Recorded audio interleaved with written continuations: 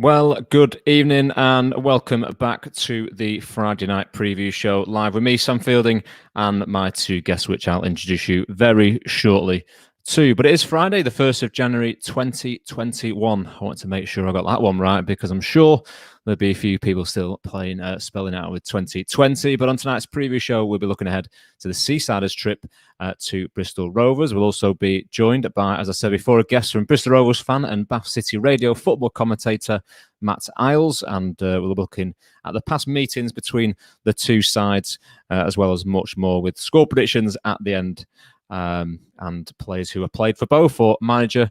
I think there's one, so I'll have to mention that one in the podcast shortly. But first, we'll get into our guests and my trusted right-hand man. We'll bring him in. It's Tom Main. Ooh, let's go on with the screen. There we are. Tom, Happy New Year to you, mate, and great to have you back on the show. Yeah, Happy New Year. It's good to be back. It's been a while since we've done this due to the postponements, but I'm looking forward to it. We certainly are. Any New Year's resolutions for you this year, or maybe dry February because I'm just having a beer as we speak. So it'd be Dry Jan, isn't it? But no, people that have been stuck in their homes and having a drink. It's I'm pretty sure a few people might need a dry January or dry Feb. But we're also joined by Matt Iles. We'll bring Matt into the stream now. Matt, great to have you on the show. Good evening, gentlemen. How are you? Not too bad, thank you. Not too bad. As I've asked Tom, any New Year's resolutions for you this year? Sorry, could you repeat that? Just broken up there. Sorry about that. Yeah, any New Year's resolutions for you this year? Well, apologise for any issues in the stream. There's never a podcast that goes round. So we'll just remove, unless you can hear us now, Matt. Are we back? Yeah, loud and clear. Sorry about that. There we are. It's okay. No worries. Any New Year's resolutions for you this year? Not really. I think hopefully Rovers avoid relegation. I think that's the main one for me. But apart from that, nothing at all. I mean, just want to say Happy New Year to you guys, and obviously Happy New Year to all the listeners. So hopefully see a good game tomorrow. It looks like someone's just leaving your house and sick of listening to you already, and we're only 5 minutes into the show. Obviously, what we do with all our guests, Matt, is a bit of introduction to themselves, how they got support in their team, obviously Bristol Rovers on this example, and any of the earliest memories you have of being a Bristol Rovers fan. Yeah, I mean, so I sort of started watching the team. I think my first game was in about 2004, so I would have been 5 years old. And then I think probably from about 2007, I really started following the team. I think it was the year when we got promoted out of League Two, beat Shrewsbury at Wembley. That was when the season after that sort of started following us. And then the year after, we got to the FA Cup quarter-finals where we beat West Brom and we beat Southampton. We lost to West Brom in the quarter-finals. Some great memories as a Rovers fan. You know, I've seen us promoted at the Men in the last minute in 2016. I've seen us win twice at Wembley. I've had some dark days, as every Rovers fan has, with relegation out in non-league and, playing a year there and seeing various relegations and so forth. But it's a roller coaster ride being a Rovers supporter, but yeah, I wouldn't change it for the world. And I think probably Blackpool fans and Rovers fans can sort of maybe share sort of similar traits of sort of how the club's sort of been over the last 10, 15 years. But yeah, I wouldn't change it for the world being a Rovers supporter. And that's sort of just in brief, really, how I kind of came to support the club, really. Yeah, how have you adjusted to life? Obviously, you're a commentator, so you get to go to some football at least, but how have you adapted to life watching your team at home on a TV and listening to it without any fans in the stadium? It's hard. It's very, very hard because the last few years, I think Saturday, whenever I was around sort of not studying or doing commentary, I would be definitely going to watch a Rovers game, whether it was at home, whether it was away. So you just completely miss it. A lot of people could probably say that they prefer it, but I'm one of those. I'm not a fan of watching it at home, but it's the only option you can do to watch your team. And it's just a shame, the buzz of everything about it, meeting your mates, watching the game, cheering your team on for 90 minutes, whether it's, sun, sleet or rain. It's just the cheering your team on to try and get 3 points and, win, lose, whatever the result, you move on again on Saturday and just do it all over again. And it's just something you can't take away. We definitely can't. And Tom, obviously this week with the news of the new, I think the Oxford vaccine that hopefully is circulating. I was going to say next year, but this year it can only be a good thing for football, and hopefully it's not long before we're back in the stadiums, Tom, supporting our teams. Yeah, it can't come soon enough. Obviously, it's got to be done safely, but yeah, we all need it for our own mental health and just to get back to some normality, whether it's in stages, which I assume it will be. And it would just be nice to see the fans enjoy their teams again. And like you say, hopefully it won't be a delay, but they're looking at the summer, aren't they? So not counting on this season, but there's light at the end of the tunnel, as Boris said. But yeah, can't wait to get back. Yeah, me neither, to be fair. But as we're talking about maybe going back to games, Shrewsbury, look back on Blackpool's last game before we talk about Blackpool's opponents on Saturday. I'm getting my days mixed up, to be fair, so hopefully I'm not the only one. Obviously, a loss away at Shrewsbury, a game where, Tom, I think we're expecting to go there and win. They've got a new manager.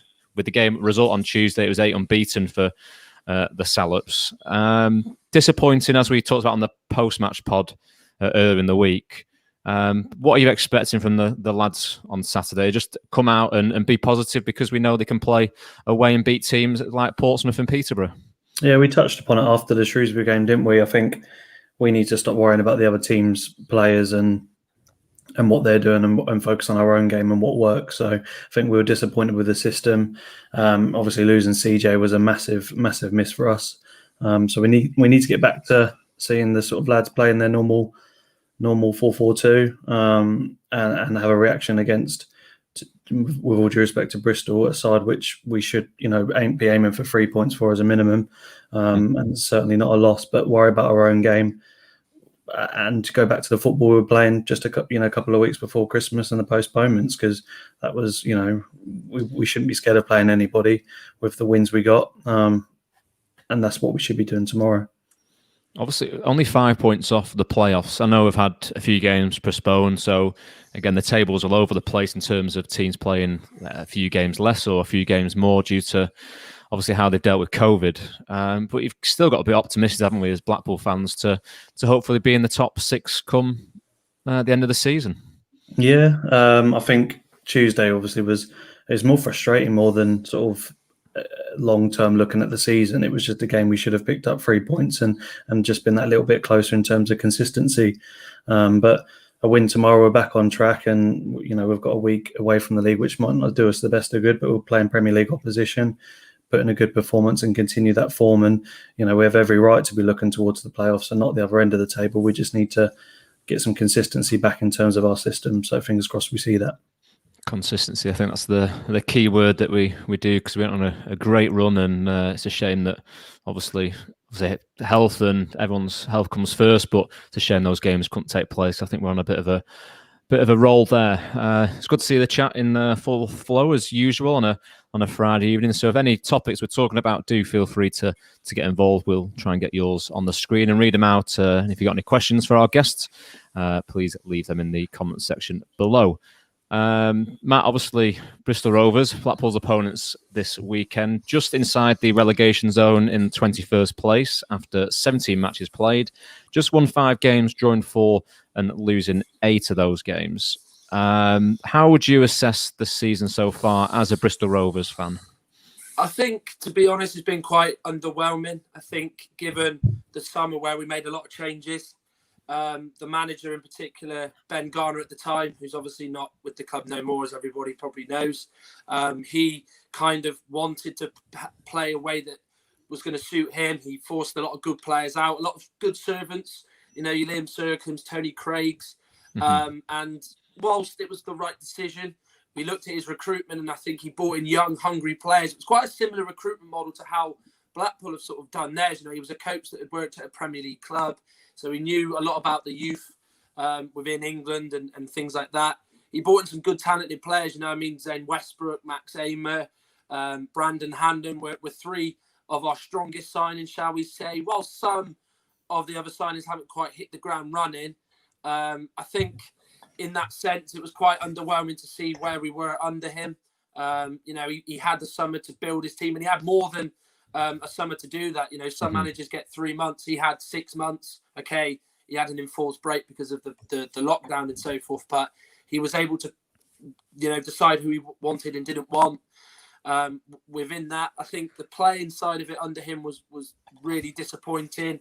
You know, to me, I looked lost sometimes watching Rovers, thinking what we're trying to do, what's our identity? Are we trying to have possession? Are we trying to work the ball teams? Are we trying to grind them out? I didn't really see enough good progress under him to sort of see us really go and kick on to where he wanted us to be. So the change was right, and then obviously Paul Tisdale's come in and just sort of ripped the whole thing up. He's had to kind of go to what he knows, which, you know, is worked for him throughout his entire career. So it's been disappointing so far, but of course there's still plenty of time to turn it around. Yeah, there certainly is. Obviously, the last match Bristol Rovers played was on Boxing Day. It saw the Gas lose 2-0 away at MK Dons, a team that, I say struggling, but Ben Gladwin and Scott Fraser scored for the host that afternoon. Obviously on a bit of a decent run. You turned it around a little bit with the new manager coming in November. Again, turning the new year, you just want to get back to winning ways and push yourself away from the relegation zone, don't you? Yeah, of course you do. I mean, it didn't help the fact that we had a 2-game break. I mean, we were we were playing the best football that we'd had all season. We had 2 very good results, one away at Wimbledon and, you know, beat Plymouth at home, scoring 7 goals. We looked like the team that was really going to start kicking on. And then, unfortunately, we had 2 players go down with COVID. So the rest of the squad had to isolate, meaning we missed Charlton and Oxford. And then obviously against MK Dons, I think when you play them, they're very much a possession-based team, and the way we want to play under Tisdale is very much be very urgent pressing, don't give them a moment's peace. And I think the break really affected our players. We just weren't able to kind of do what I think we wanted to do, and they really pounced on it, given they were much more sharper and they were kind of able to just impose themselves a little bit more on us. So it kind of came a disappointment. We showed glimpses in the game that, you know, of what we did in the previous 2 league matches, but it was a disappointing performance. But I don't want to make the excuse of, you know, we didn't play, but I think it did come down to the fact that we looked a little bit leggy and probably not had a lot of work on the training pitch because of the COVID restrictions and the squad having to isolate, as well as the coaching staff. Yeah, you start of the season, I mean, I'm surprised where you are because you're usually renowned for playing quite good football, so it's a bit disappointing to see where you are. You signed, how many players did you sign? You were up there in terms of the transfers coming in. So did you get going early doors, or did you just get unlucky in games, or was it a case of, you know, you've just been generally quite disappointed this season, that's why the manager's gone?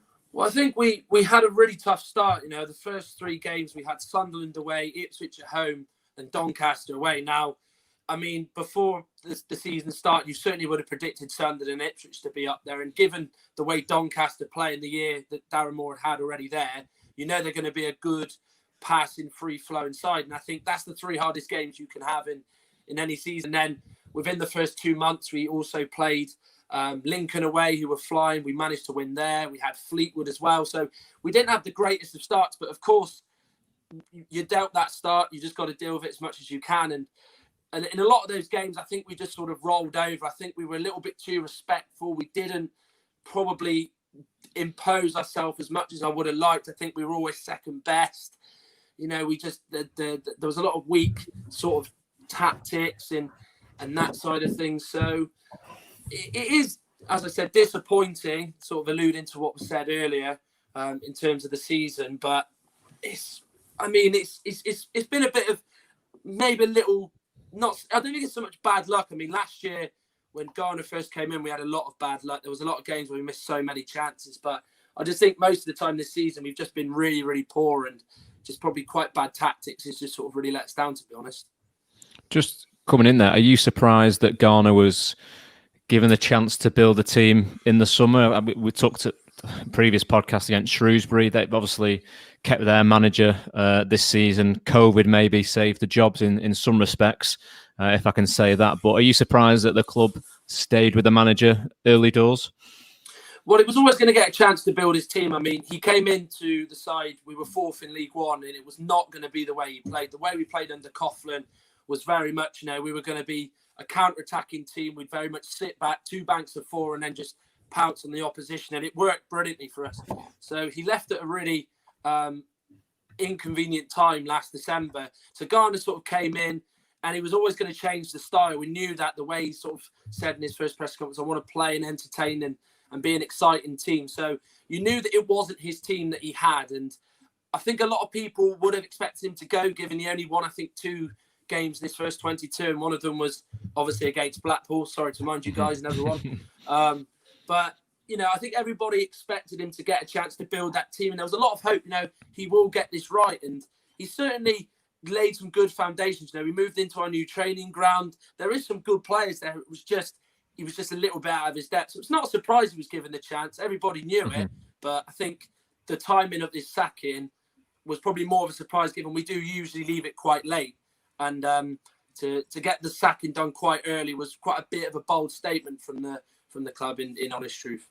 Yeah, obviously a 4-1 loss at home to Fleetwood. That was Garner's last game, and it was quite a quick appointment, and we'll come on to the new manager shortly. But looking back at the results, obviously the defeat on Boxing Day, but previous to that, you've picked up all 3 points against newly promoted Plymouth Argyle. Kilgore, McCormack and Zane Westbrook got the goals that afternoon. Again, like you said, you're picking up these wins against decent teams, but it's probably that word consistency that is lacking in the Bristol Rovers team at the moment. Absolutely. I mean, we've had pretty much quite a settled sort of side. Obviously, we have changed our system since Paul Tisdale sort of come in, but it is a lack of consistency. We had a decent run, I think, sort of late September, early October, where we beat Lincoln, we beat Northampton, we beat Shrewsbury away.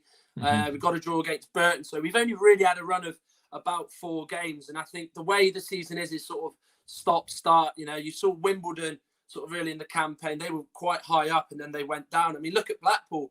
You know, you guys had a really bad start to the campaign. A lot of new players needed to gel bed in. And now, you know, you're the second sort of informed team after the last 10 games. So that is just another thing. I think that is a very good point, that we just need that consistency, and we need to try and do it as early as we can in what is such an odd and such a clustered campaign, if you like. Yeah, obviously you've obviously touched on there about the results and the team and the manager a little bit. We'll talk about the manager now, should I say? Obviously, he's been there, took the reins on the 19th of November, only a few days after the sacking from Garner at that Fleetwood one. How do you think he's settled in since joining in November? He's not had too many games under his belt to manage, but a long career at Exeter, if I remember rightly. So he's someone who, if given time, can really build a team and have that sense of the community aspect together, which I know Bristol Rovers is a club like that. Absolutely spot on. Yeah, I think he's somebody who gets to the club as well. You know, he lives in, he was born in Bath, so obviously not too far away from Bristol itself. Geographically, he was at Rovers sort of schoolboys when he was a young lad, so he knows the club. He's very much come up against Rovers before. He knows about the fan base. He knows everything about it. And he just ticks all the boxes. When he first sort of arrived, you know, he didn't have a lot of time on the training pitch, and that was a real worry. You know, there was games where we'd have Saturday, Tuesday, or a Sunday, Wednesday if you were playing in the FA Cup on that day. And it was just very much, you know, he's not got time to play how he wants, and obviously really, you know, lay down his philosophy. But I think in quite a weird sort of way, obviously we had an enforced break with COVID, which meant that we couldn't go on the training pitch. But this week, where obviously the Portsmouth game was postponed on the 29th, it's probably done him and the players the world of good that, you know, they've been able to have maybe a day or two extra on the training pitch, work on a few things that he wants us to do. But in the sort of 5-6 weeks he's had in charge, I've been quite impressed with him. I think he's very much said the right things in the media. You kind of look at him and you don't think he's got a real sort of hard side to him, but I think he does have that. He's very much says it how it is. If we're not playing well, he will say it. And I think he just wants to play an entertaining style of football that we were sort of promised under Garner, but we didn't get. And I think the board want that. They've got their own identity as a club, and he certainly fits the bill. It's just a case of now he's just got to get results quickly. And then, you know, as you know, football, as soon as you get results quickly, the fans love the manager, don't they? But I do like what he's doing. It's just he needs to just get the results to really get the fans on his side. But there is a lot of good support for him, no doubt. Tom, it sounds quite familiar, doesn't it, in terms of a manager coming in, got to get results, and fans are back on his side now. Yeah, tracking back to what Matt said earlier when they said they didn't feel like they had an identity and sort of they're trying to sort of understand what they're actually trying to do. I think we sat on this pod many weeks saying, what is going on and has he got long left, etc. Because, we were just that frustrated with it all, and it was just all a bit sort of each match we were trying to fathom what actually went on, and I think we got hurt massively by individual errors that clearly Critchley didn't want. No manager does, but with the right sort of management team behind them, i.e. Calderwood, like I said, we've got that identity now, and no doubt for me that it will come with Bristol. So it'd be interesting to see how they react sort of second half of the season if it does go ahead. There's going to be a lot of football to be played in the next few months. Arguably too much, but I'm sure they'll turn it around after tomorrow.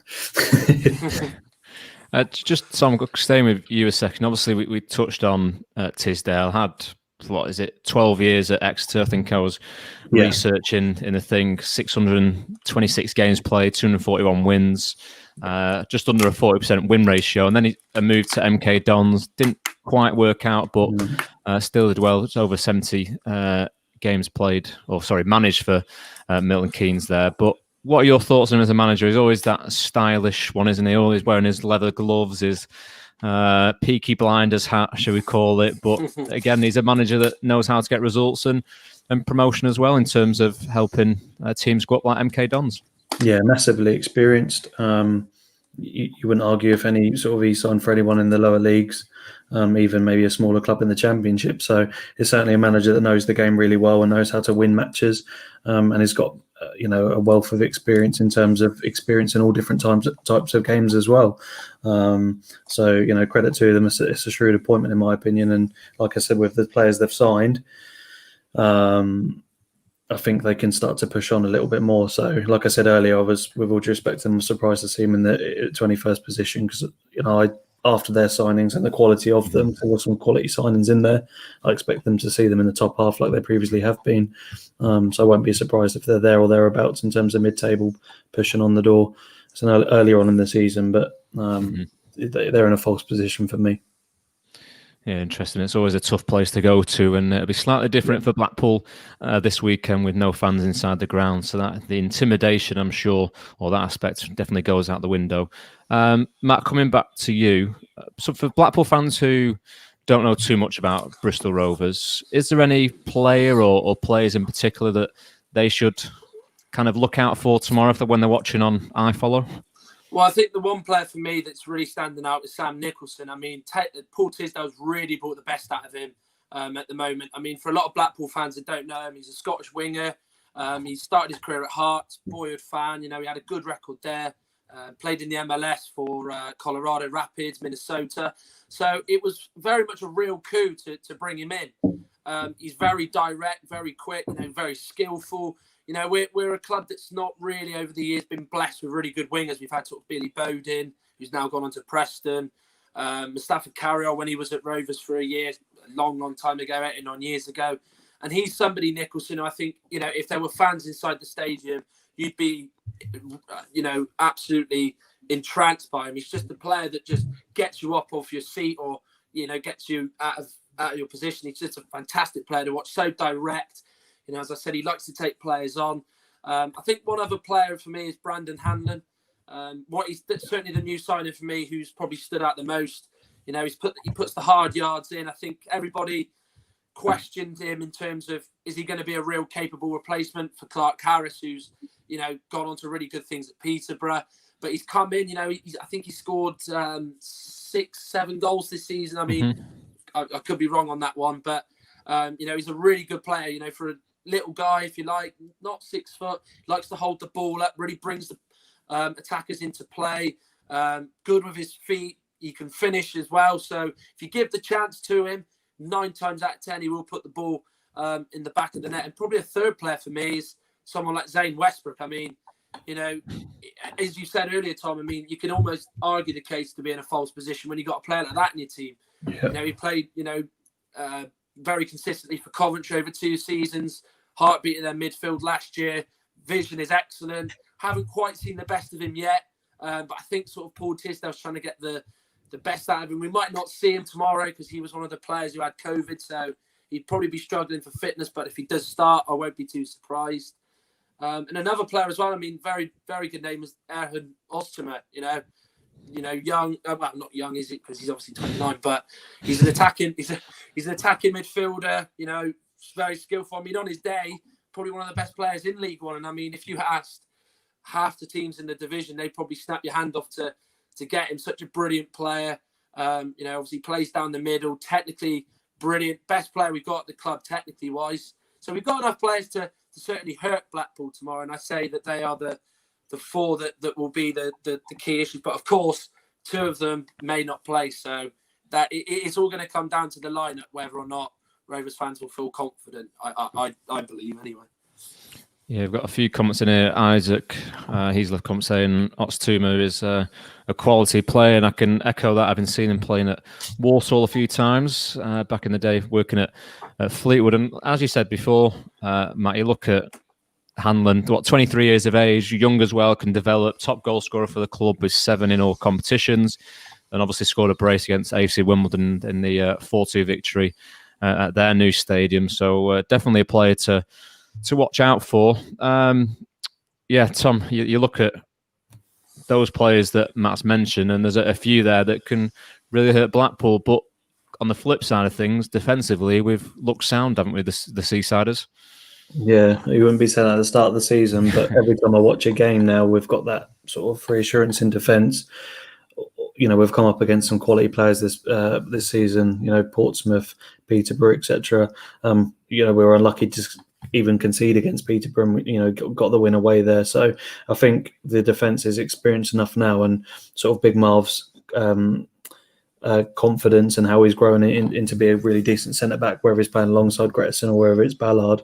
I think they're quite reassured at the back now. So, they'll get their chances. I think every team at one point has a chance in the game. It's just how we deal with it and how we sort of attack them and how we take our chances. So I don't think it'll be a high scoring game. But one, if we get an early lead, we can probably, try and be comfortable with, providing we play the right system. But they have, certainly got some quality players. And like I said, they should be high on where they are, and Tisdale will get them playing, I'm sure. Yeah, definitely. Just have a bit of an interval before we move on to what the managers have said. If you haven't followed the Seasider podcast on social media, do hit that follow button on Facebook and Twitter, and also hit the subscribe button and notification bell on YouTube, so you're made alert of any new live streams that go ahead. So your support means a lot as well. And there's also the patrons that you can access as well. So check out the Seasiders podcast on Twitter to find out more details, or head to the website. As I said, your support means a lot and means we can do so much more with hopefully open broadcasts or live broadcasts from outside in the near future once COVID's gone. But should ban that word in 2021, shouldn't we? But no, it's still here for the a little bit of the future, should we say. But moving on to the managers, we'll talk about Tisdale first and what he's had to say. It wasn't too much in his 6-minute interview ahead of this game, more about COVID related. As I said before, we wanted to get rid of that. But what he said in this, I made the point on Boxing Day that I don't want to start making any excuses up for the pandemic and the restrictions, but it's about how we, and I think he was referring to clubs in general, adapt to the circumstances. The players are human beings and they can get ill. We need to keep fit and we need to keep them fit and healthy, but also make sure that the right balance is in play. And again, Matt, that comes a little bit back towards obviously games being postponed and players aren't just immune to the COVID thing. But what are your thoughts to what he said there? I know there's more, but what are your thoughts there? Yeah, I think it's certainly a general point sort of for the authorities, really, isn't it? I mean, every club has near enough been affected in the whole of England, not just the Premier League, the EFL, but non-league as well. So it's quite interesting comments. I think it's a very valid point. I think there is a lot of discussion at the moment about a circuit breaker. Especially, I mean, the first sort of 2-3 months of the season, there was a lot of teams. I think there was only a couple in League One that had a problem. I think Accrington was the main standout.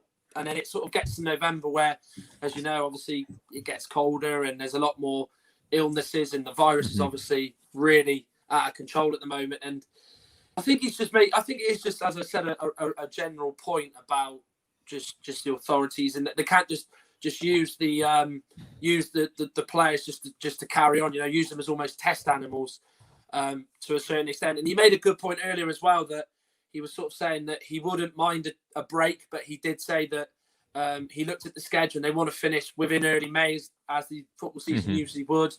And he said that it's pretty much impossible on the other flip side to stop the season. So he's kind of almost suggesting if they're going to make a decision, they've got to do it quickly. But of course, you're going to have some people who object to whatever decision, aren't you? So, that's what I think he's almost trying to say on that respect.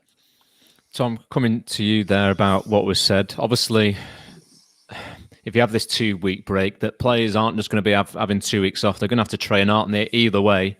So for me, from my point of view, I don't think it makes sense having a 2-week break. I think Gary Neville's mentioned something similar on his social media channels, that you can say a 2-week break, but it's not going to do too much, because once you get close to the next fixture, players you have to come in and coaches too. But what are your thoughts regarding what Paul Tisdale had to say? Well, just to touch upon it in general, I think I don't know if the season will finish personally. I think if it's this out of control, I think Andy Holt on Twitter said earlier they've got 30 games to play in 3-4 months, whatever it is. So you're talking like 10 games a month.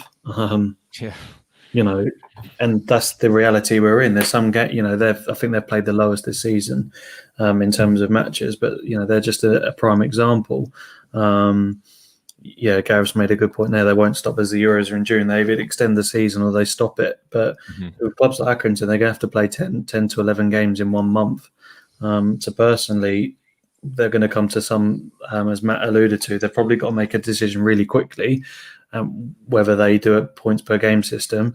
But another point got raised today. Now, if we're in a position where we're second in the league and we've got an average of 2 points a game and we don't play any more games because we can't, because of COVID, whether they use it as an excuse or they generally have got the cases, they don't play their matches. And how do you come to the conclusion that team deserves to go up, but they've only played sort of 15 games rather than 22?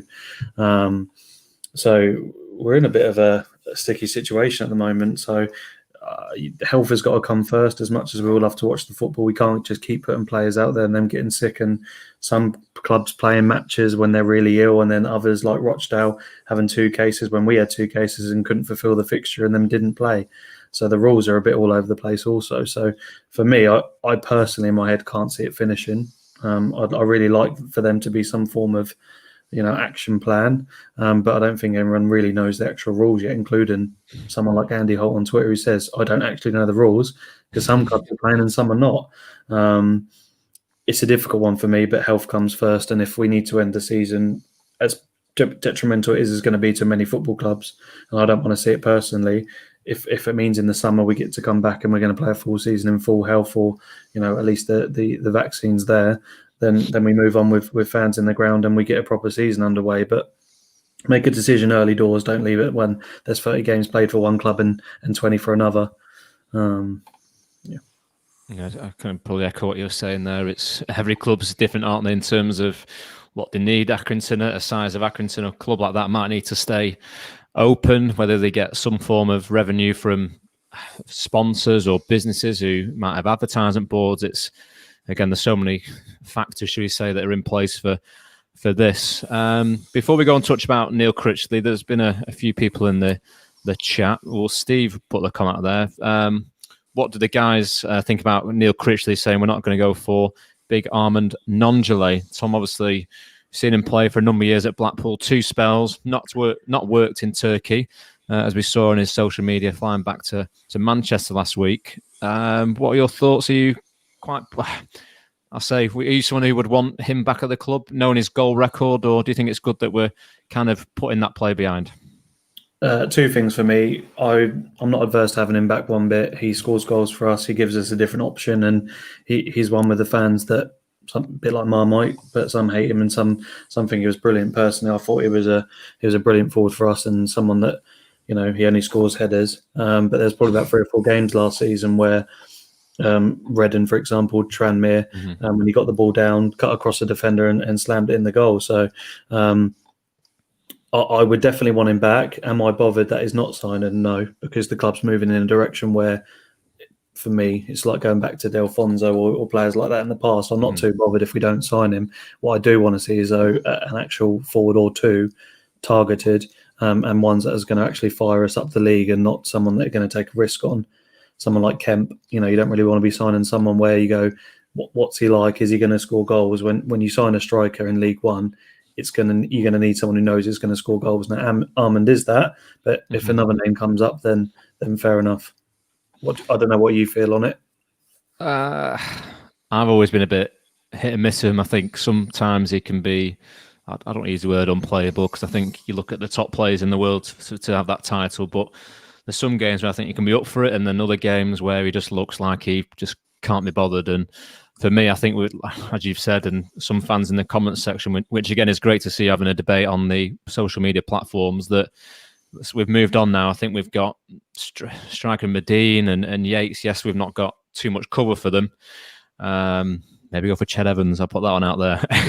But he does, yeah. I would definitely have him at the club, to be fair. But again, we do need someone in that area to come and help out, because we are a little bit short in the striker role. So hopefully there's someone in the January transfer window that comes in. So we'll see what Neil Critchley and the recruitment team have got to offer there. I think one thing as well to add to that, the fans may want him back, and arguably if we don't sign someone to replace Medine to give sort of centre-backs problems, fans have also got to understand we offered him a new deal and he said, no, I want to play at a high level and I want to move on. He made that decision not to sign a contract as well, so there's a bit of respect for sort of the club there as well, and I'm sure they've got their own targets as well. So it was a much bigger deal from what I understand as well than what he was on, and he still said no. Yeah. So do we go back, or do we just move on and focus our mindsets moving forward to maybe a younger, better striker? Yeah, just as you said that, Steve mentions the new deal. So does Gareth as well. So I think if he's rejected it and wants to move at a higher club, I think he got the option to play at Charlton. Yes, he got relegated, but I'm sure he would earn a lot of money if he moved down to London. But moving on to Neil Critchley and what he had to say ahead of the game against Bristol Rovers. He said, we are disappointed with the result from Tuesday's game. It wasn't our best performance, so we know we need to improve on certain areas on Saturday to win. I don't doubt the resilience in the squad, as this group have tremendous togetherness about them, and we will show the right response. Obviously talking about the game against Bristol Rovers there. So, Tom, coming to you on this one, your thoughts on what Neil Critchley's had to say? Hopefully they put it into action. He's always been a really good talker. He's been really good with the media since taking over. I don't mean that cynically. I think he's always said the same message about what he wants to achieve. So we all know it was abysmal. And actually his interview immediately, rather than making excuses, was we weren't at the races, we were second best and we were really weak. So credit to Critchley, but he's the one that needs to show the fans that he knows what he's doing and go back to what we know and react well. If we play, like Tim said and the others said on the podcast on Tuesday, if we don't want to say it lose, but we lose 3-2 and we go back to 4-4-2 and it's a really good match, then we'll accept that as a fan base. Mm-hmm. If we go and lose 2-0 by playing 4-3-3, then we'll be asking questions all over again, in my opinion. So credit to him for being honest, but we need to see it on the pitch tomorrow. I'm going to give you a chance. I'm going to give you 2 chances tonight to say 3 words that we know you love to say, formation-wise. But what do you hope that Neil Critchley does tomorrow? Shall I quote Mike Bassett? No, 4-4-2 is what we need to play. I promise that will be mentioned, and yeah, here it is. Just go back to what we know and don't worry about the opposition, regardless of who it is. Mm-hmm. And we should be okay. Do you know what I mean? I'm not saying we're going to win the league by playing 4-4-2 every game, but I'm saying we're as good as anybody on our day when we play 4-4-2. And if Dougal and Ward are at the races and the forwards do their job, we've got a good enough defence to make our own chances to win matches, and it's simple as that. For me, just a few, Gareth and Steve again. Just leave these on the screen for Tom to have a little giggle to himself with. I've gone that one, but obviously, yeah, we want to see a bit of a reaction from the game the other day. So hopefully, the team have been working on that, and It's great to see the chats. Go on, sorry. Yeah, I think for once, in my head as well, and kind of alluding to what Simon Sadler was saying in his message, which I think was fantastic, by the way. If you haven't read it, it's on the official site.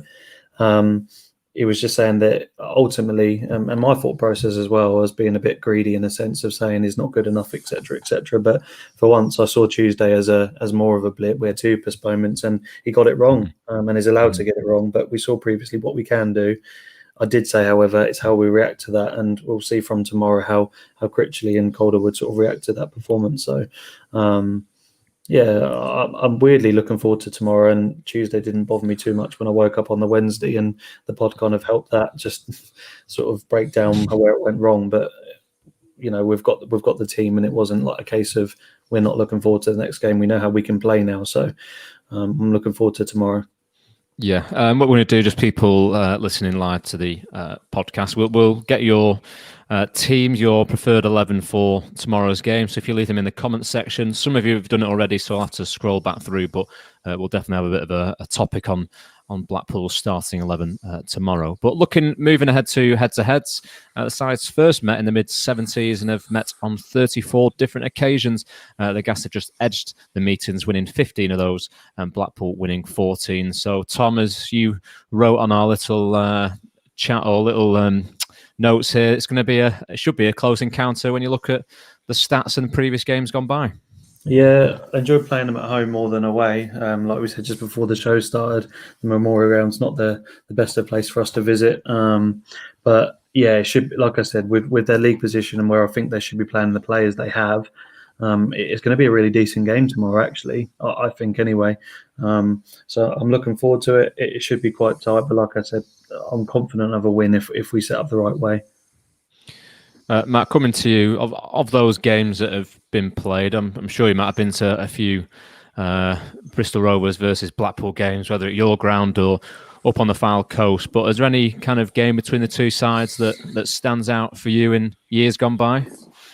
Well, to be honest, I've not actually been to that many Blackpool Rovers games, believe it or not. Just sort of unforeseen circumstances. I mean, the game that certainly sticks out in my mind was when you guys beat Rovers 2-0 on the opening day last season. I sort of remember it because it was Rovers fans always do seem to travel in good numbers to Blackpool. Obviously, it's a big weekend for a lot of the supporters, getting hotels and making the most of it. So it is one of the more enjoyable away trips for those sort of Gas supporters, if you like.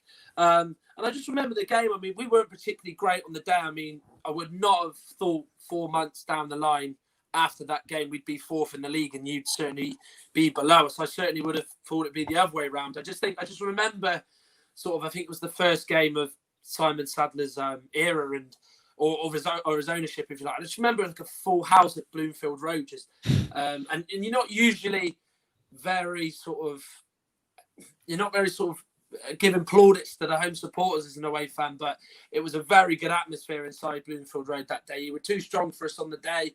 Nondwele actually scored a header, believe it or not, as well, referring to an earlier comment. I know you're surprised. I'm surprised as well that we actually let a header. We let a cross go in with a header. That seems to be what we do all the time.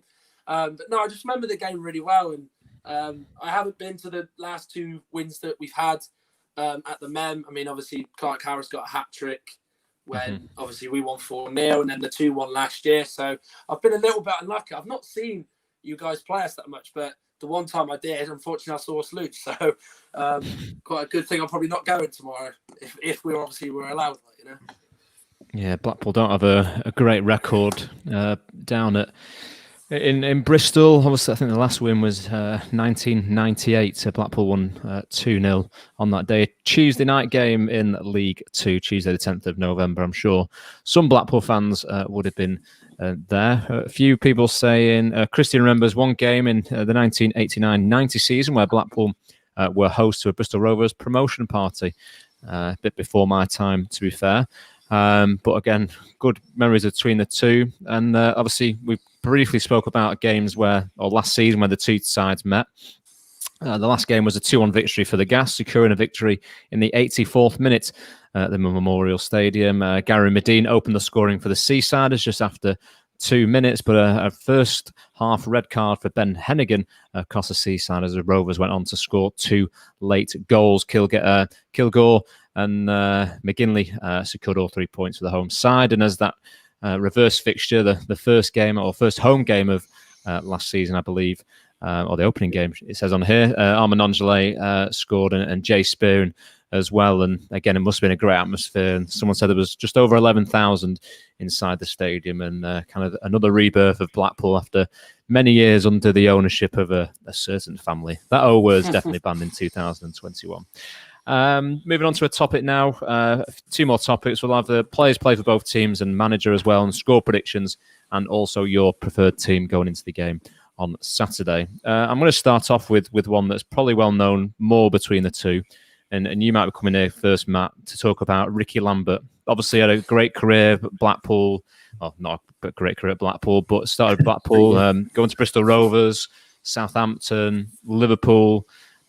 He's made a great career of himself. But during his time at Bristol Rovers, 3 years he was there, 128 appearances, 51 goals. A great servant for the club. Oh, definitely, without a shadow of a doubt. I mean, he's obviously welcome back at the Men whenever he sort of can, obviously, whenever sort of this is all over, if you like, and is safe. But no, I just remember he was probably, in my lifetime, my favourite ever Rovers player. I think he came with quite a big price tag. We bought him for, I think, around £200,000 in League Two, which was big money back then in 2006. And he started quite poorly. You know, he was always quite a big, stocky player. He always kind of thrived off it. That's what kind of made Lambert so unique, and obviously what made him so good. And he scored a goal against Bristol City, which put him in Rovers folklore. And then after that, his career just took right off. He got into League One.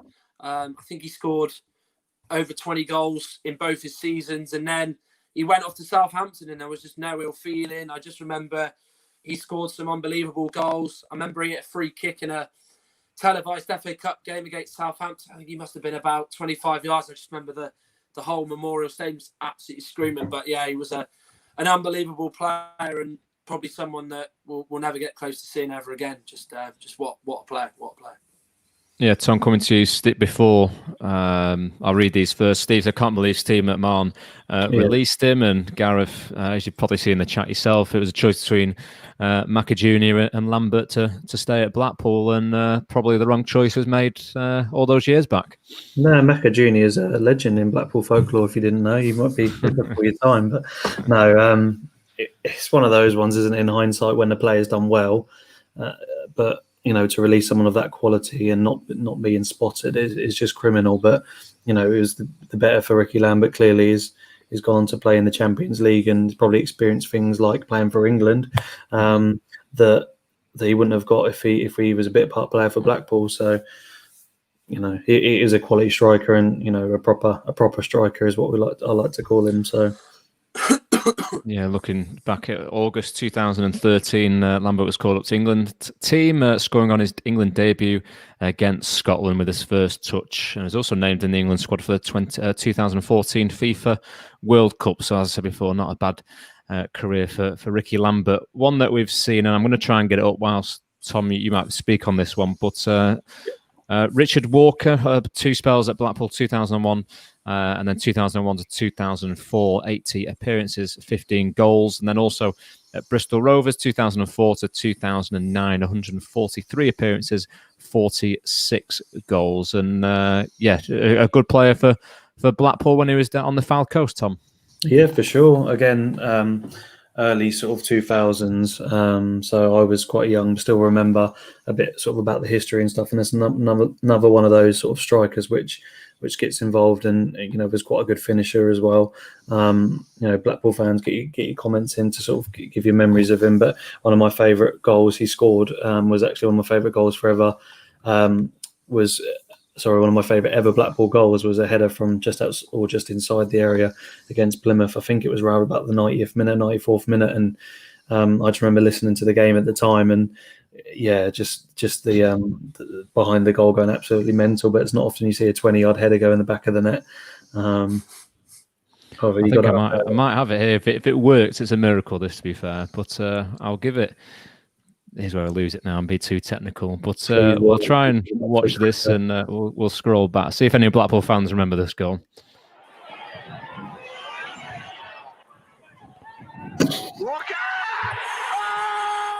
It's the commentary that gets me, to be fair. Mate. What the header. I don't know if I need to make it bigger. It's not the... let's watch it again if you missed it on the stream. But look at that. He just comes out of nowhere, doesn't he, Tom? And just puts it into the far post. It's I think while the fans went, well, not so crazy. One, it was a great goal, but I think we were pushing in the playoffs that season as well. Or ultimately got us into the playoffs. And it was literally like a home game we needed to win as well. So I remember just the sheer relief of one, getting the goal, but two, the way it went in. So it was one of my favourite ever Blackpool goals. So here you go, Gareth. Thank you. Reading the minds. But yeah, just Mick says, commenting before we move on, that followed by a South paddock surge towards the goal. And I'm sure I think I had a few games in the old South stand, but sat quite comfortably on the, let's say, second tier, if you want to call it that, before it was knocked down and moved into the north. 2001 possibly. Do correct me if I'm wrong on that one, but great memories for Blackpool fans there. Matt, do you remember anything of Richard Walker, his time at Bristol Rovers? I do. In the 2007 playoff final, I mean, it's a goal that probably a lot of Blackpool fans haven't seen. It's fair enough. It was at the new Wembley, the first ever League Two playoff final, where he gets a pass from our left back, who was Chris Carruthers, and basically he just peels away from the defender. The goalkeeper must come at least a yard or two off his line. He absolutely just dinks it over him. And it was a goal that you wouldn't look at a place in a World Cup final, but because it's in a League Two playoff final, it probably don't get talked about. So, it was phenomenal. And that's probably the greatest moment out of him. But that League Two season, I mean, you know, after that, when we did get promoted into League One, Lambert took all the headlines, and Walker kind of left Rovers by the manager then, Paul Trollope, in quite an sort of ceremonious way, if you like. But no, he was a great player for us. He scored a lot of important goals, and he was kind of your throwback sort of striker, you know, quite a big lad, not the quickest, but like Tom sort of alluded to, he knew where the back of the net was, and really, really good finisher, and someone who I think is very, very underrated amongst sort of Rovers supporters, definitely. Moving on to another, maybe more recent player or two recent players who played for both. Mark Bowler's two spells at Blackpool. First one, 2018 to 2019, where he made 35 appearances for the Seasiders, scoring the 2 goals. And then most recently in 2020, 6 appearances for Blackpool. And obviously down at Bristol Rovers, 2017-18. I should have started with this way around, actually. 18 appearances and 0 goals. A player that kind of used to excite me a little bit when he used to get running at opposition players and some of his crosses. Someone just sent me a link, so I'll try and get this one up. The goal regarding, I think it's the Richard Walker one in the playoff final. So if I can try and get that one up, I will do. As John struggles week in, week out, trying to multitask isn't the easiest thing to do. And Dom Telford's the other player most recently. Blackpool, 2014 to 2015, 14 appearances and 1 goal. Never really, Tom, got the chance, did he? Especially in that era or that time when Blackpool probably wasn't the place to be for a young player. Yeah, and we can use them as an example now when we're signing Brad Holmes and Apter as well, signing their first professional contracts. Really exciting players. And at the time, I just remember, I think it was Waddington and Telford, some real talent in our youth sort of setup.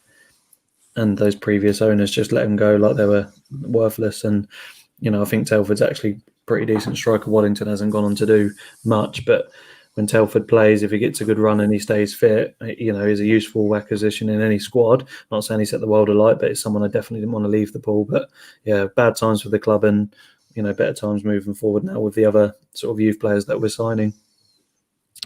Definitely. A final one for us. If there's any other players that we've missed out, do let us know. But the final one on our list is Lee Thorpe. Blackpool, 1994, the year I was born, up till 1979 and 1997, 12 appearances. Not great, that is it, in a 3-year spell. 0 goals. And then Bristol Rovers, 2004, 2005, where a slightly better ratio of 4 goals in 35 appearances. Coming close to the hour mark, I don't want to have it go on too much. Actually, Ziggy Flynn has actually saved me here, to be fair, because I nearly missed that one off. Ian Holloway. We were going to talk about this one. We did chat in our WhatsApp group, but Ian Holloway, obviously, we'll come to you, Matt, first, because he was obviously spell at Bristol Rovers before, but a manager that very animated on the touchline and someone that brought the club and community together.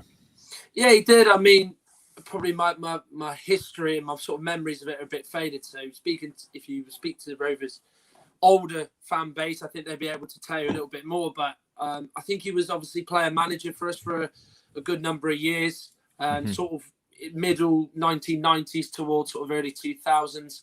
We came quite close to getting promoted under him on a couple of occasions, but we always just collapsed and fell away toward the end. He's always just adored by the supporters. I think there's been so many occasions where we've had a manager leave and they've always said, oh, Ian Holloway's the man, he knows the club, and he probably is our most famous supporter. And I mean, he's not afraid to sort of say his opinion, and I think he's obviously well liked and well revered within football. And certain clubs he's obviously adored. I mean, Rovers fans certainly like him. I mean, QPR fans sort of have a bit of,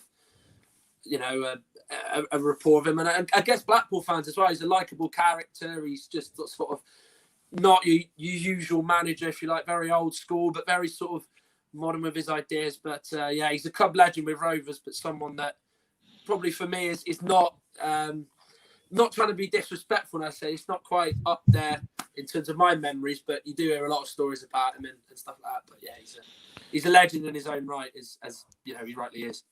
I think he's a legend on the Fylde Coast, Tom, isn't he? And obviously helping Blackpool with the best ride, should I quote someone, that they've ever been on. I hope I don't get slurs in the comments and people know what I'm on about. But again, a manager that came in, obviously a bit unsure at first what we were going to get from Ian Holloway after a year out from leaving Leicester, but a manager that will go down in Blackpool history, so to speak. Yeah, I think if you remember when he first joined, he did a press conference and we're all sort of a bit, what's he going to give us? And I just remember he spent a year studying football and how football should be played, in inverted commas, how he plays football versus how Steve Evans played football is really different. But, he said he studied the game and he's looking forward to getting Blackpool promoted. And we just looked at each other and said he should be taken away in a straitjacket. But, we did it. And we did it playing some incredible football. So he'll always be remembered for giving the Blackpool fans something that we won't experience for potentially a very long time. And, it gave us some incredible memories and, left on a bit of a sour note, don't get me wrong, but ultimately what he did for the football club in terms of the football inside will never be forgotten. So. Yeah, it's looking at his managerial stats before we move on to teams for this weekend and also score predictions. So, guys, if you want to leave them in the comments section, do that now. Bristol Rovers, as alluded to before, Matt, obviously started from 1996 to 2001, 247 games managed, 90 wins, 70 draws, 87 losses with a just under 40% win ratio there. Queen's Park Rangers, Plymouth, Leicester, Blackpool, 161 games, 62 wins, 43 draws and 56 losses. Again, just under 40% win ratio there. And obviously most recently, should we say, announcing his resignation from Grimsby Town via probably social media and things not going well there. 38 games, 11 wins, 9 draws and 18 losses, his lowest win percentage as a manager. But hopefully he can turn it around because he's someone I'm sure fans in general want to see in the game just due to his humour and what he does brings. But I'm sure he'll be back in the Sky Sports punditry box before we know it. But that's all the teams who players or managers have been at both clubs, so thank you for giving those in. We'll go to team prediction. Matt, you can give our Bristol Rovers one, so we're both involved here. We'll start off with you, if that's okay. How do you think that Bristol line up against Bristol Rovers line up against Blackpool on Saturday? I nearly jumped in there and I remembered. That's fine. It's difficult to say. I mean, obviously we're missing Anthony Jacola, big presence in goal for us. So I think that's an immediate sort of rubbing. If you're a Blackpool player, I think you rub your hands. I think our second goalkeeper, Jordi von Stopperschuit's very much a goalkeeper that does do good things, but he is very, very questionable and as a second goalkeeper. And I think he does give a lot of Rovers fans a lot of apprehension and a lot of nerves when he does play. Obviously, you look at the defence, I think that's not going to probably change too much. Obviously, Max Amer, very well-known name. Kilgore, Baldwin, and probably Luke Leahy. The midfield will be different. I mean, I said about Oztumer and Westbrook. It'll be very interesting to see if they play. We do need a win, but of course they are going to be probably short on fitness. I mean, they haven't played sort of for nearly a month now, so you'll be debating whether they play. I mean, I would probably imagine Ed Upson, McCormick, and Westbrook will probably both play. Will all play, and then probably Nicholson, Hanlon, and I will probably say Oztumer will start. But you know, of course, with the beauty of 5 subs, there is more. If we are winning, of course, maybe by a few goals, he will take them off, given they are tired. But I don't think that will be the case, of course. But yeah, I think that could be the team. But don't be surprised if Oztumer and Westbrook don't play. So that's what I think he will go with. I've got quite a lot of injuries and players sort of, as I said, coming back from COVID protocols. But that's what I think will line up like. But of course, it could be a lot different. So if it is wrong, don't shoot me or cry me down or anything. You know. We've got you on record now, Matt, saying this lineup, so we'll get it. But yeah, I'm sure we'll find out come 2:00 tomorrow afternoon. But moving to Blackpool, Tom, I'll come to you because I'm going to try and find some of the fans' comments. But how would you like Critchley to name it? Well, I'll rephrase that. Who do you want to be in that 4-4-2 formation for you? I think we said the other day Kai needs to be dropped, and I'd move Keshi onto the left, bring Yates in, so we play 4-4-2. Probably Kemp keeps the shirt and plays out wide, and bring in Ward for Robson. So Walker in goal, centre back. It's difficult. Do you know what? It's difficult to choose between Grayson and Ballard. You know what I've seen play together? We've not really seen them, have we, play next to each other? One's either been out on the bench or played every minute, hasn't he? So I think deserves to. Yeah, and he's grown, ridiculously well. So it's worked with Grayson. So I'm gonna have to say Grayson and Marvs because they've kept their partnership, and probably bring Turton back, give us a bit of reassurance away from home. Husband. Yeah, probably Husband, and 2 centre backs of Grayson and Marvs, and then left go Keshi, right Kemp, and then Ward, Dougal, Medine, and Yates. 4-4-2. Yourself, would you like to do the same or? Yeah, it's one of those, and many people are very close in terms of players, maybe a few that are missing out. But John Scott's put his preferred Blackpool team in for tomorrow's game away at Bristol Rovers. That's Walker in goal, Turton, Marvs, Ballard and Garbett in the back 4. I think he's gone for... has he missed a player out there? Oh, Gabriella's more of an attacking player, but obviously got the defensive side with Blondie as Dougal and Ward and Mitchell in midfield with Madine and Yates up top. So, John, thank you for getting that one in. I think I'd probably go something, maybe a few changes in there. I think you've got to go for Walker. Impressive debut against Shrewsbury. Turton, Tom, I think you're right there. It's a little bit more... solidity in the back 4 there. Someone who might just sit tight a little back, and I think he's been superb this season. Marvs, again, I don't think Ballard did much wrong against Shrewsbury, so you've got to keep that kind of core of the back 4, should we say. I'm not sure. I want to see Kemp in there. I think he's not been given a run of the green recently.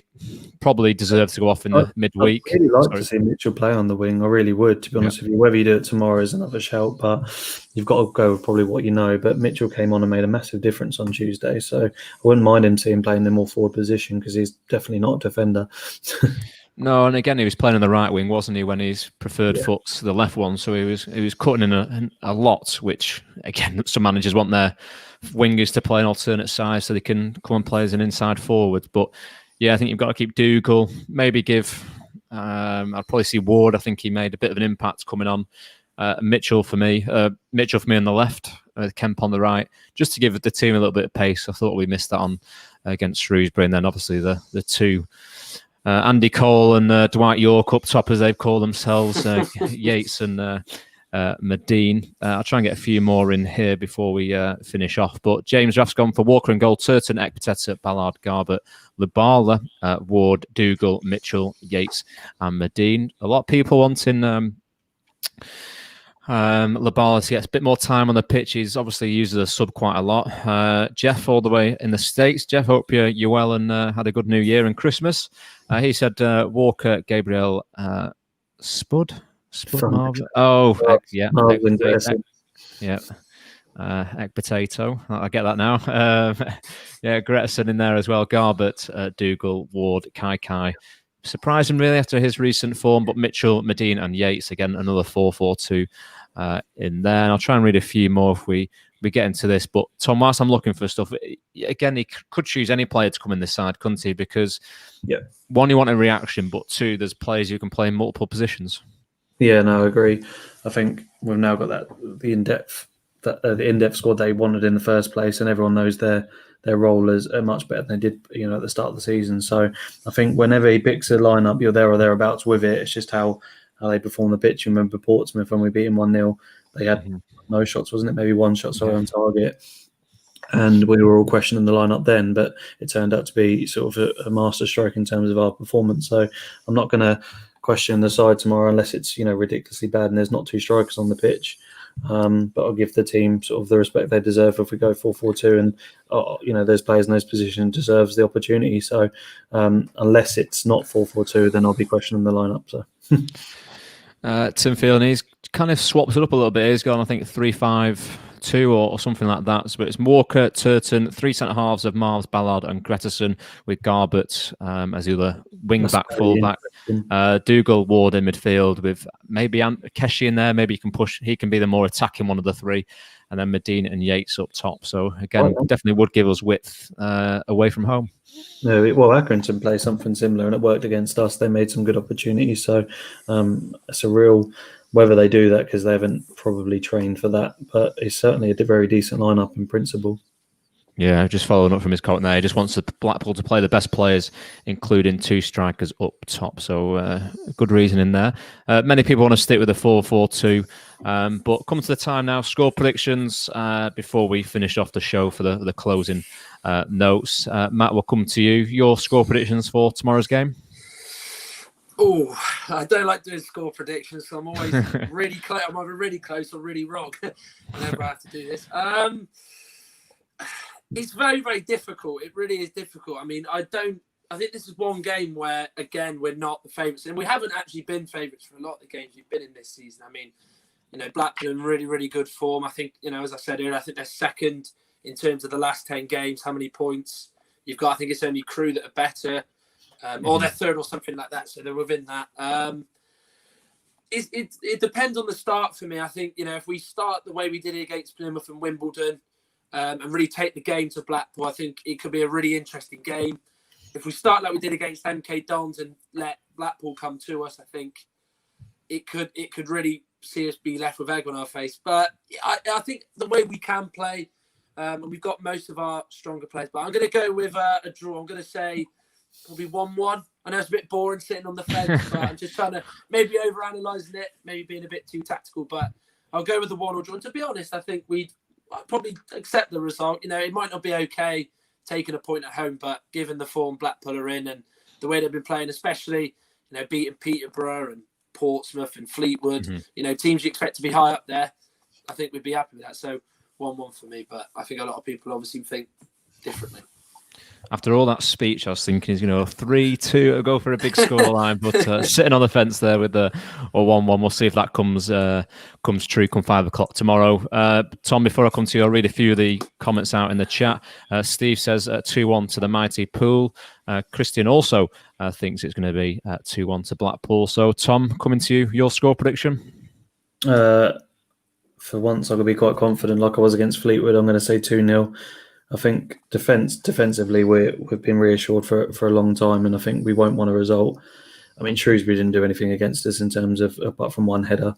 I think we deal with most attacks in the league quite well. So, but back to 2-0 if it's 4-4-2. I'll just say that, We've got a few more. I've just lost them. Gareth's got his comments in saying Rovers 0, Blackpool 3, and we will play 4-4 effing 2. Sean, he says 3-1 Big Marvs to score the first goal. James says 2-0 to Bristol Rovers. Great to have you on the chat, James. If you're a Bristol Rovers fan, it's great to have opposition in here. Mick says if we play 4-4-2, then I think we'll win 3-1.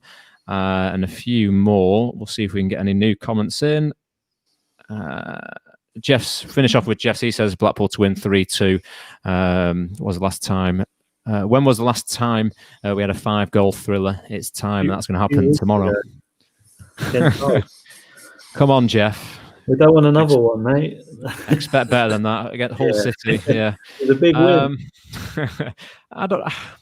I think it's a tricky game to go into. It's not been a happy hunting ground, not one since '98. So for me, I think we'll just have a little bit more quality than some Bristol Rovers. That's nothing against them, but I think Blackpool and the players and the way Critchley spoke in his press conference that there's going to be a bit of a turnaround. And if we hit the ground running like we know we can do, I can see us going to win 3-1 in that one. So I'm going to put my neck on the line and say 3-1 to Blackpool. Finally, John Scott, he says 1-0 Pool with no confidence. And I apologise to James. I thought he was being wanting Bristol Rovers to pick up the win, but he's actually a Blackpool fan. So love your optimism there. So hopefully the result does go in Blackpool's favour. But no, we're going to end it there. We're just coming to an hour and 15 minutes. But a huge thank you to all people who have joined us on the chat. You've left your comments. Apologies if we've not read many of yours out. But again, it's just great to have you. And we wish you all the best on the Seasiders podcast for the year of 2021. So back tomorrow. But Tom, again, great to have you on the show. And hopefully Blackpool gets back to winning ways tomorrow. Yeah, pleasure. Happy New Year to everyone. And yeah, like I said, hopefully 3 points tomorrow. Matt, again, great to have someone from the opposition come on and give the Blackpool fans a bit of an insight into who they're playing tomorrow. So a huge thank you for taking time out of I'm guessing your busy schedule due to all COVID stuff. So thank you very much. Nah, pleasure to be on. Thank you guys, obviously. Want to wish sort of everyone who listens Happy New Year. And, once again, thanks for having me on and, good luck with everything and the season. Yeah, definitely echo those words. As Alan Partridge would say, a glittering year ahead for everyone. I've been watching today, so it's given me some inspiration. But that's it for tonight's show. Again, a huge thank you to all our guests and all what people who've been on. Listeners, superb again, once again. But the Seasiders podcast will be back tomorrow at 6 p.m. for the post-match reaction show. So stay tuned on social media for all details regarding that. Maybe you can join the panel and have your say on Blackpool's win. And maybe I'm jinxing it there, but we'll see. But for now, can Blackpool get back to winning ways and pick up all 3 points? We'll have to see. But can they do it for the first time since 1998? Good night from us.